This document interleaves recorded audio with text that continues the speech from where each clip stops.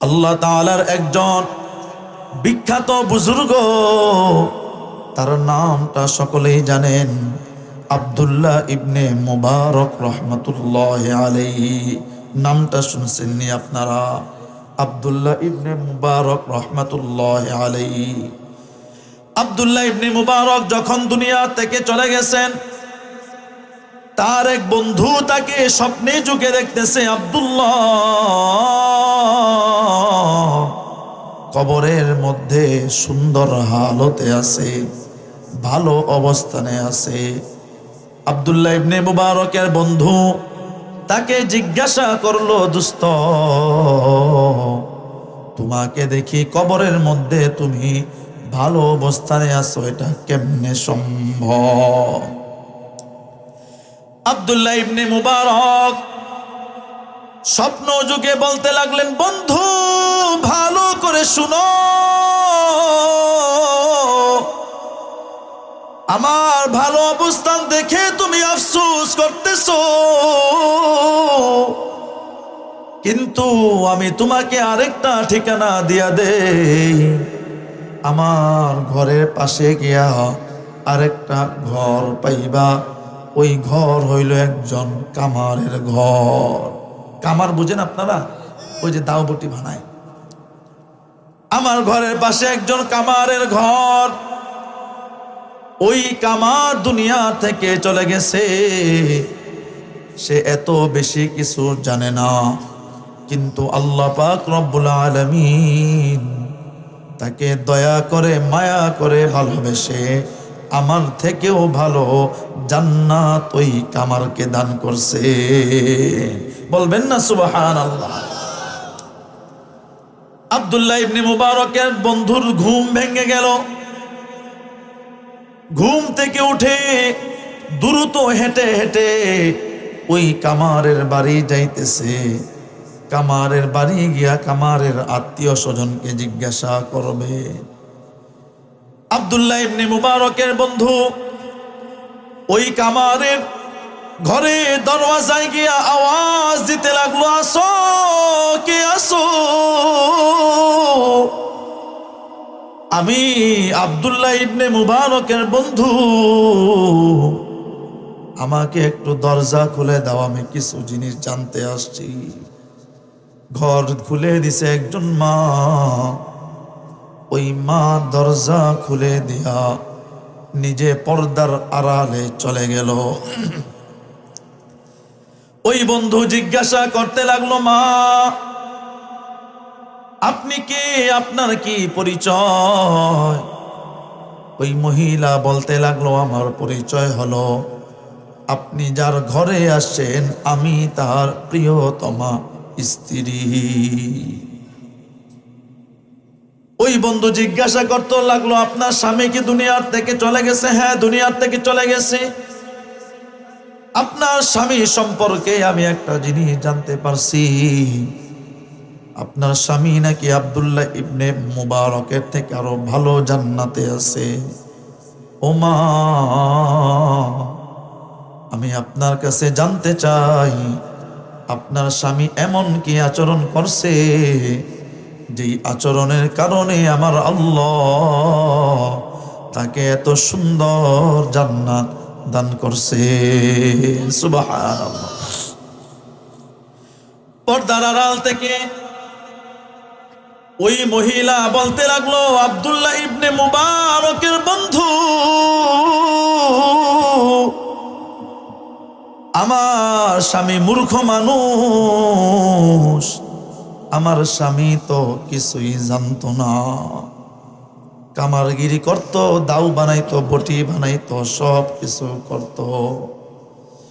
আমার স্বামীর সাথে আমি দোকানে যাইতাম, যখন বটির মধ্যে হাতুড়ি দিয়া বাড়ি মারতো তখন বলতো আল্লাহ,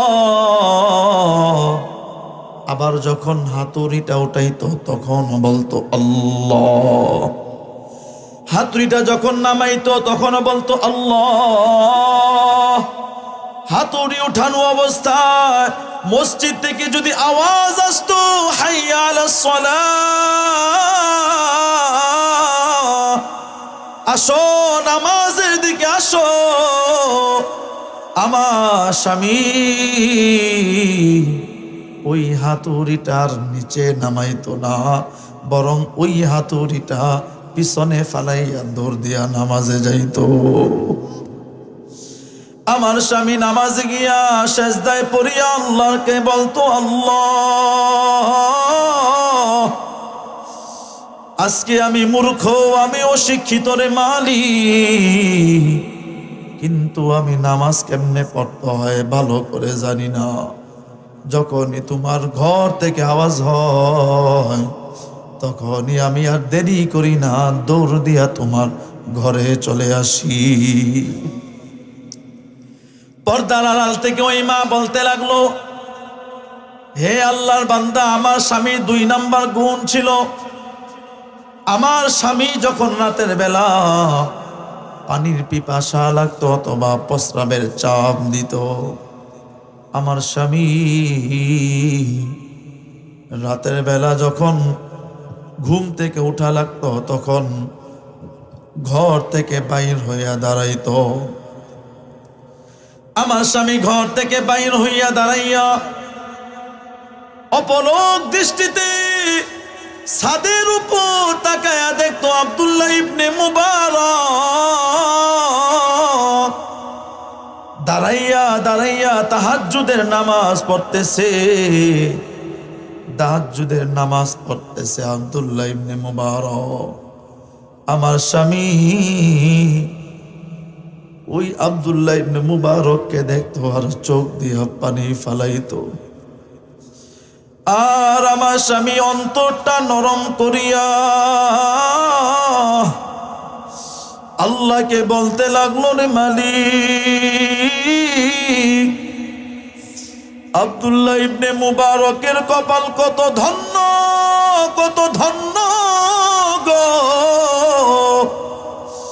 তোমার কাছে সারাটা রাত্র দাঁড়ায় দাঁড়ায় নামাজ পড়তে পারে, কিন্তু আমি কামার, আমি মূর্খ মানুষ, আমারও মন চায় নামাজ পড়তে, কিন্তু আমার শরীরে তো সাহেদের আরে আল্লাহ। এইভাবে করে কান্না করতো আর চোখের ফালাইতো। ও নরসিংদীর মুসলমান যুবক, পর্দার আড়ালের মা, বৃদ্ধ বাবাজি, আল্লাহ পাক আপনাকে দুনিয়ায় কত আপন করে বানাইছে, আপনাকে কত নিয়ামত দিয়ে আমার আল্লাহ আপনাকে সর্বক্ষণ ঢেকে রাখতেছেন। ওই আল্লাহ আপনার আমার কাছে বেশি কিছু চায় নাই, ওই আল্লাহ আপনার আমার কাছে বেশি কিছু আবদার করে নাই, একটাই মাত্র আবদার করছে।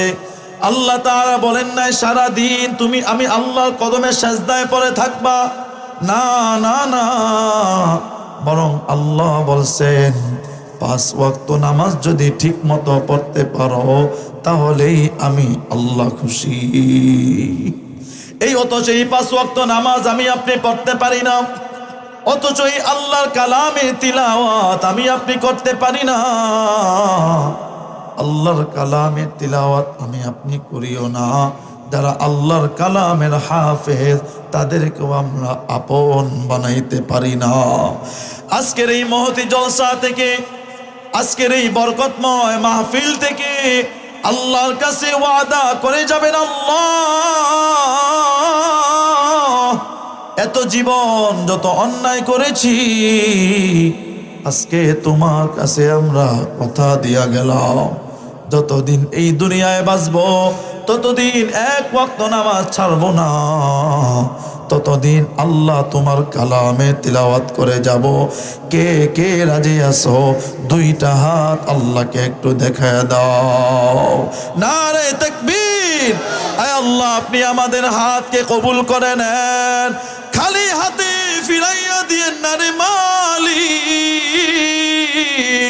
5 ওয়াক্ত নামাজ বা জামাত আদায় করার তৌফিক দান করেন রে আল্লাহ। আপনার কালামে তিলাওয়াত আমাদেরকে করার তৌফিক দান করেন। সকলেই বলেন আমিন। আয় আল্লাহ, আপনি আমাদের হাতকে আপনি নাজাতের ওসিলা বানায় দেন রে আল্লাহ।